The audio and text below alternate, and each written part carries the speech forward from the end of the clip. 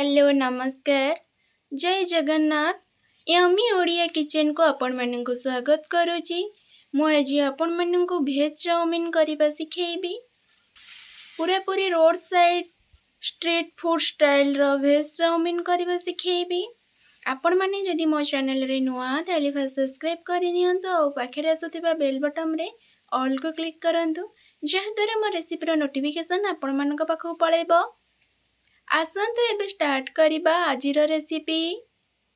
एबे gas on करी कड़े रे पानी गरम कर दोची। पानी टाइटी गरम ही आसलानी सेथिरे हाफ टी स्पून लूण ऐड करोची। 2 टेबल स्पून रिफाइन तेल ऐड करोची। चाउमीन टा गोटा गोटा रहिबा पई मु एथिरे तेल ऐड करिची।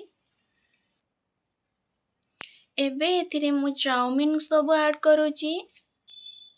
मु एटी 400 ग्राम भली चाउमीन ऐड करिची। ताको भला भाबरे मिक्स करि नउची। सबु चाउमीन गुड़ा जेमती पानी भितरे बुड़ी रहिबा दरकार। देखंतु एटी मोर 10 मिनिट हे गला। चाउमीन को हाथे रे छिंडेला आलो छिंडी जाउची किंतु हाथे रे दबेले दबु नाही। आपण माने एइथिरु जानिबे जे चाउमीन टा परफेक्ट सिजी जाईची।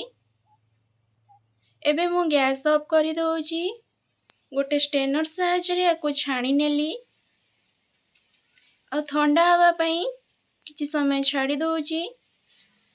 कड़ाईटा एठी गरम हे गलानी सेथिरे 4 टीस्पून रिफाइन तेल ऐड करिची।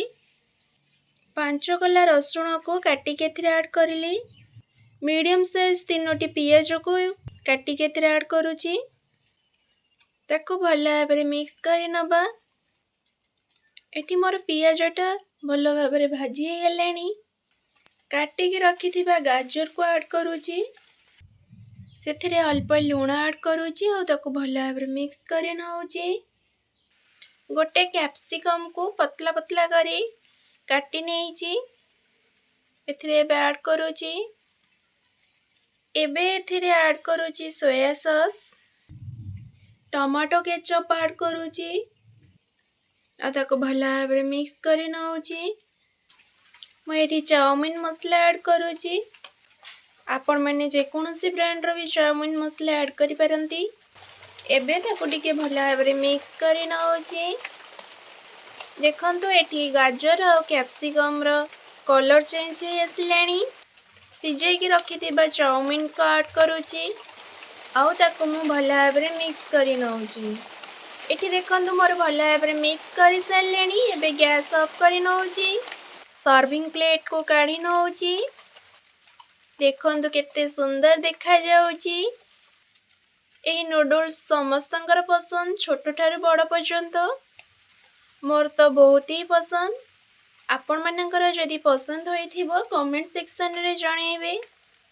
आजिर ए रेसिपी को घरे निश्चिंत ट्राए करंतु। केमिति लागिला मते मतामत जणांतु कमेंट सेक्शन रे।